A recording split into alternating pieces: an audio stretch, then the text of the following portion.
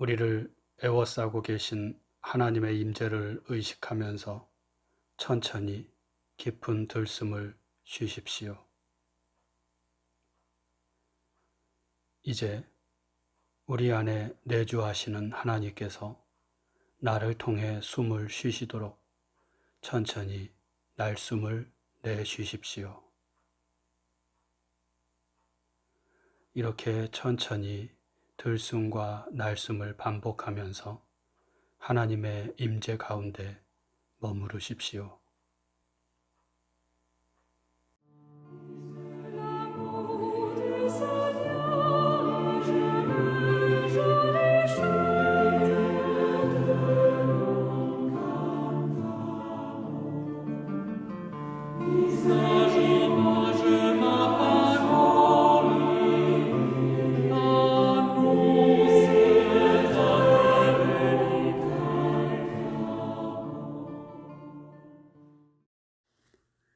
오늘 우리에게 주시는 하나님 말씀은 누가복음 6장 27절에서 38절 말씀입니다.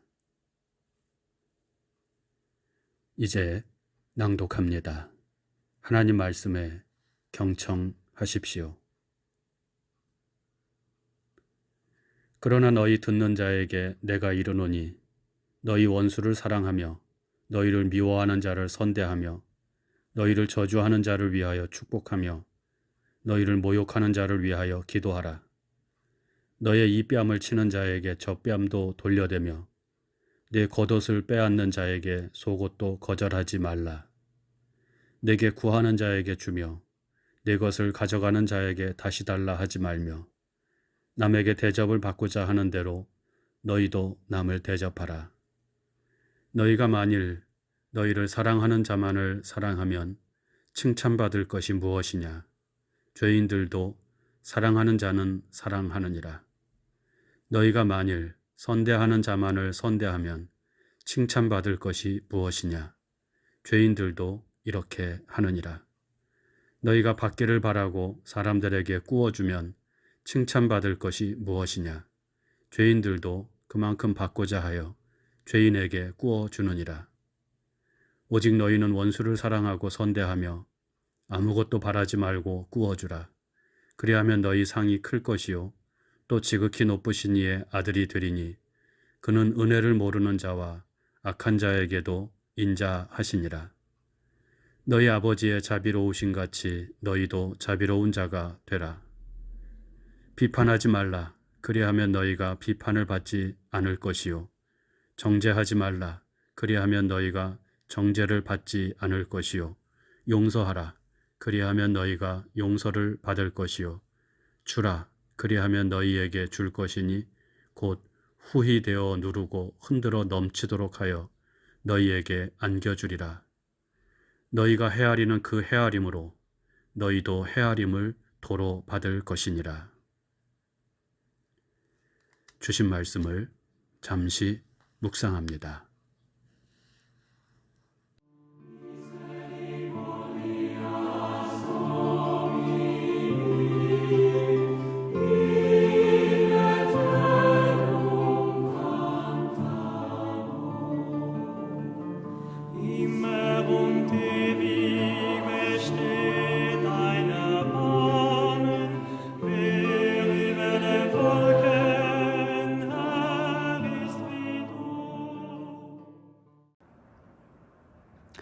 너희 원수를 사랑하라. 예수께서 말씀을 듣기 위해 당신 앞에 나아온 무리들에게 곧 오늘 우리들에게 하신 말씀입니다. 뒤 이어지는 말씀을 보면 사랑해야 할 원수가 어떤 사람들인지 그리고 그 원수를 사랑한다는 것이 구체적으로 무엇을 어떻게 하는지를 말씀해 줍니다. 27절 후반절부터 30절 말씀이죠. 너희를 미워하는 자를 선대하며 너희를 저주하는 자를 축복하며 너희를 모욕하는 자를 위하여 기도하라. 너희의 이 뺨을 치는 자에게 저 뺨도 돌려대며 내 겉옷을 빼앗는 자에게 속옷도 거절하지 말라. 내게 구하는 자에게 주며 내 것을 가져가는 자에게 다시 달라 하지 말라. 굳이 설명하지 않아도 무슨 뜻인지 분명히 알 수 있는 말씀들입니다. 저는 이 말씀을 대하면 20세기를 연 대신학자라고 알려진 칼 바르트가 그의 로마서 강해 제2판 서문에 소개한 명제가 있습니다. 하나님은 하늘에 계시며 너는 땅에 있다. 이 명제가 생각이 납니다. 인간에게 하나님은 전적인 타자, 완전히 다른 존재, 전혀 낯선 존재라는 것입니다. 선지자 이사야도 하나님의 말씀을 이렇게 전했습니다. 내 생각이 너희의 생각과 다르며 내 길은 너희의 길과 다름이니라. 하늘이 땅보다 높음같이 내 길은 너희의 길보다 높으며 내 생각은 너희의 생각보다 높음이니라. 우리 속담에 참새가 봉황의 뜻을 알 수 없다는 그런 말처럼 우리는 하나님의 생각을 알 수 없다는 말씀이고요. 바로 그렇기 때문에 하나님이시다. 그런 말씀입니다. 알 수 없기 때문에 하나님이시라는 것입니다.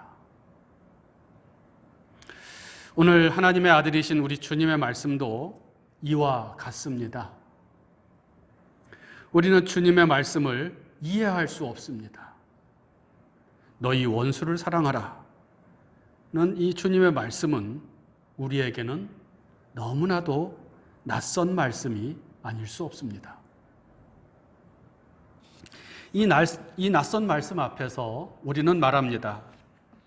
어떻게 원수를 사랑할 수 있겠습니까? 어떻게 나를 미워하며 저주하는 자를 선대하고 축복할 수 있겠습니까? 어떻게 이 뺨을 치는 자에게 저 뺨도 돌려댈 수 있겠습니까? 우리의 질문은 어떻게로 모아집니다. 그리고 이 어떻게라는 질문에 대한 대답을 우리는 이미 가지고 있습니다. 무엇입니까? 그건 불가능한 일입니다. 원수를 사랑하는 것은 불가능합니다. 미워하는 자를 선대하고 저주하는 자를 축복하는 것은 불가능한 일입니다. 할 수 없습니다. 아니, 우리는 그렇게 하기 싫습니다. 이것이 우리의 솔직한 심정일 것입니다. 그리고 우리는 이 말씀을 패스해버리죠. 대신에 우리가 조금만 노력하면 실천할 수 있는 말씀을 찾고 그것을 연구하고 그것을 실천합니다. 모든 사람들이 듣고 머리를 끄덕거릴 만한 말씀을 찾아 거기에 머무릅니다. 아니면 종교적인 열심 뒤로 숨기도 합니다. 말씀대로 사는 것은 어렵고 힘든 일이니 예배 잘 드리고 주일 성수 잘 하고 기도 생활과 교회에서 하는 봉사 활동에 열심을 냅니다. 너무나 종교적인 사람이 되는 것이죠. 이렇게 살아가는 사이 우리는 어느덧 예수와는 너무나도 멀리 떨어진 자신을 발견하게 됩니다.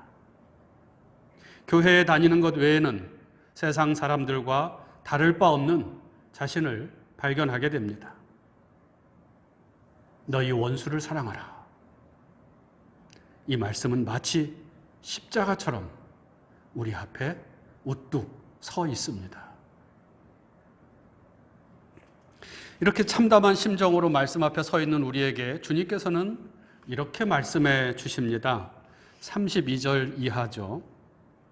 너희가 만일 너희를 사랑하는 자만을 사랑하면 칭찬받을 것이 무엇이냐? 죄인들도 사랑하는 자를 사랑하느니라. 너희가 만일 선대하는 자만을 선대하면 칭찬받을 것이 무엇이냐? 죄인들도 이렇게 하느니라. 너희가 받기를 바라고 사람들에게 구워주면 칭찬받을 것이 무엇이냐? 죄인들도 그만큼 받고자 하여 죄인에게 구워주느니라. 원수를 사랑하지 않으면 칭찬받을 수 없다는 말씀인데 누구에게 칭찬을 받는다는 말입니까? 여기서 칭찬은 헬라어 카리스에 대한 번역인데요. 원래 이 카리스는 칭찬으로 번역되기보다는 자격이 없는 자에게 베풀어진 호의, 즉 은혜로 번역되는 말입니다. 은혜는 누가 내려주는 거죠? 하나님입니다. 이렇게 보면 원수를 사랑하면 칭찬해 주는 이는 하나님임을 알 수 있습니다. 또 원수를 사랑하지 않으면 하나님께 칭찬받지 못한다. 그런 뜻임을 알 수 있습니다.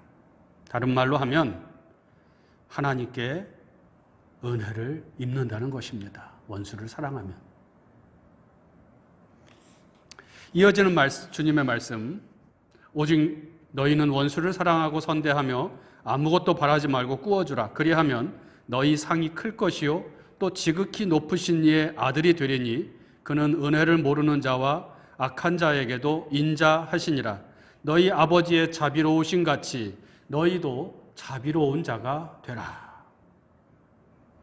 너희 원수를 사랑하면 하나님으로부터 상을 받게 되는데 그 상은 바로 하나님의 아들, 하나님의 자녀들이 되는 것이랍니다. 앞 구절에서 언급된 칭찬은 상이 되었고 그 결과는 하나님의 자녀가 되는 것입니다. 하나님의 자녀는 어떤 사람들입니까? 하나님의 뜻을 세상에 드러내는 사람들입니다. 하나님을 그 삶을 통하여 세상에 나타내는 사람들이 하나님의 자녀들입니다. 오늘 말씀에 의하면 자비로우신 하나님을 닮아 자비로운 사람들, 그 자비로움으로 하나님을 나타내는 사람들이 바로 하나님의 자녀들입니다. 이 말씀들, 32절에서 36절까지 이어지는 이 말씀들 안에는 우리 신앙의 목표점이 제시되어 있습니다. 그것은 우리가 하나님의 자녀가 되는 것입니다. 우리는 죽은 후에 천국에 가는 것이 우리 신앙생활의 목표가 아니고 이 땅에서 잘 먹고 잘 살고 성공하는 것이 또 부자 되는 것이 우리 신앙생활의 목표가 아니라 우리 신앙의 목표는 하나님의 자녀가 되는 것입니다. 주님께서는 그렇게 말씀하십니다. 하나님을 닮은 자, 하나님의 아들 예수 그리스도를 닮은 자가 되는 것이 우리 신앙의 목표입니다. 우리는 이것을 다른 말로 구원이라고 말합니다. 구원이란 마귀의 자녀, 진노의 자녀에서 해방되어 하나님의 자녀가 되는 것이죠. 마귀의 지배에서 벗어나 하나님의 지배, 하나님의 다스림, 곧 바실레이아 투 때우, 하나님의 나라를 사는 사람이 되는 것이 바로 구원입니다.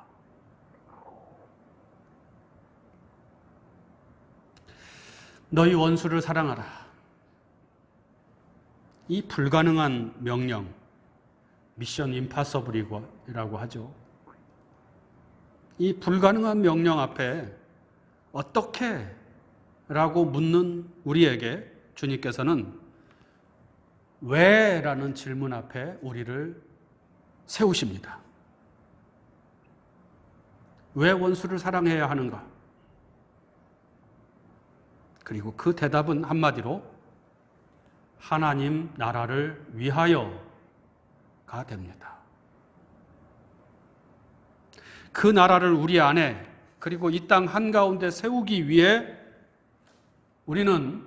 너희는 너희 원수를 사랑해야 한다.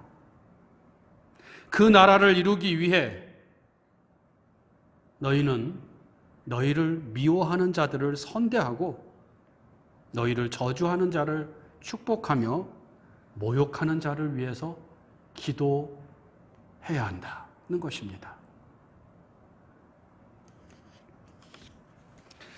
사람이 거듭나지 아니하면 하나님의 나라를 볼 수 없느니라. 구원의 길을 묻는 니고데모에게 주님께서 하신 말씀입니다. 어쩌면 주님께서는 어떻게 원수를 사랑할 수 있겠습니까? 라고 묻는 우리에게 거듭나야 한다. 다시 태어나야 한다. 그렇게 말씀하시는 듯도 합니다.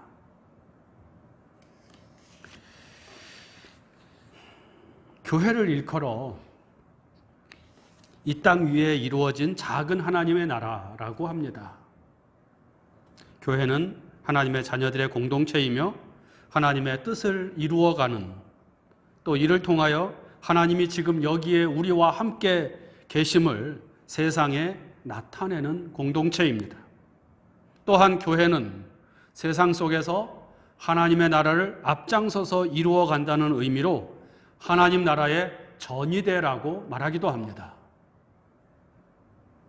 이 모든 말들이 가리키는 것은 적어도 교회는 세상과는 다른 목소리를 내야 한다는 것을 말씀합니다.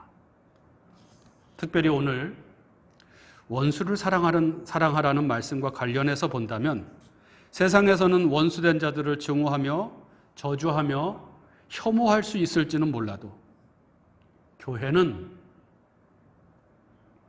미움을 사랑으로,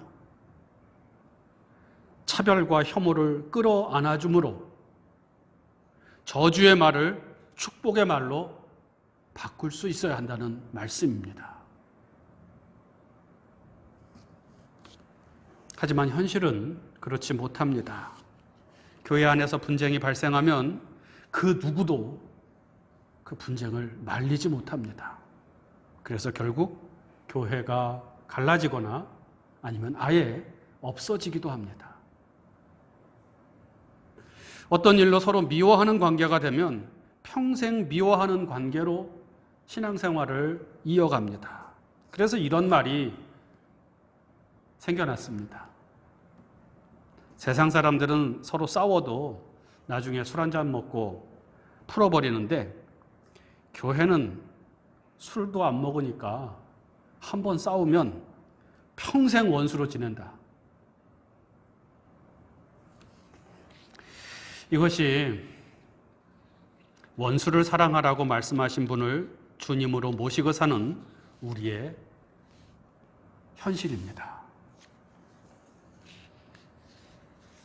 냉전의 시대, 강대국들의 이해관계로 인해 분단되어 형제의 가슴에 총뿌리를 겨누며 원수되어 살아가고 있는 이 땅 한반도에서 너희 원수를 사랑하라는 주님의 말씀은 분단의 문제를 풀 수 있는, 평화를 이룰 수 있는 가장 신앙적인 해법입니다. 군사력을 강화하고 첨단 무기를 배치해서 언제라도 상대를 선제 타격할 수 있는 태세를 갖추는 것이 평화를 이루는 방법이 아니라 어떻게 해서든지 전쟁을 억제하고 끊임없이 대화를 이루어 나가는 것이 평화를 이루는 길입니다. 혹 세상 사람들은 힘으로 북한을 눌러야 한다고 말할지 모르겠지만 적어도 교회는 원수를 사랑하라는 주님의 말씀을 품고 그 길을 기도하며 모색해 나가야 합니다. 이것이 모두가 함께 사는 길입니다. 이것이 하나님이 이 땅에 우리를 살게 하신 이유입니다. 참 힘들고 어렵습니다. 하지만 회피하지 말고 이것이 주님의 말씀이고 하나님의 뜻임을 잊지 말고 계속 기도하면서 성령의 인도하심을 구하십시오. 주님께서 말씀하십니다. 구하라. 주실 것이다. 묵상합니다. 너희 원수를 사랑하며 너희를 미워하는 자를 선대하며 너희를 저주하는 자를 축복하라는 주님의 말씀을 묵상합시다. 주님께서는 하나님 나라를 이루기 위하여 원수를 사랑하라고 말씀하십니다. 교회 안에서 그리고 갈라진 이 민족 안에서 사랑하며 선대하며 축복해야 할 사람들은 누구입니까? 원수를 사랑하라는 말씀을 깊이 묵상합시다.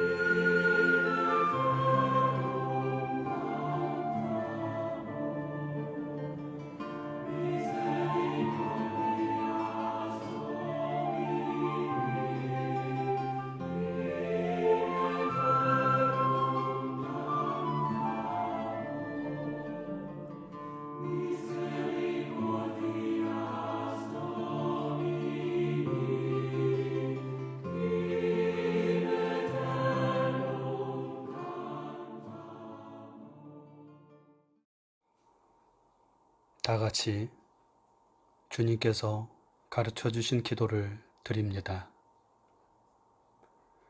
하늘에 계신 우리 아버지, 아버지의 이름을 거룩하게 하시며 아버지의 나라가 오게 하시며 아버지의 뜻이 하늘에서와 같이 땅에서도 이루어지게 하소서. 오늘 우리에게 일용할 양식을 주시고 우리가 우리에게 잘못한 사람을 용서하여 준 것 같이 우리 죄를 용서하여 주시고 우리를 시험에 빠지지 않게 하시고 악에서 구하소서. 나라와 권능과 영광이 영원히 아버지의 것입니다. 아멘.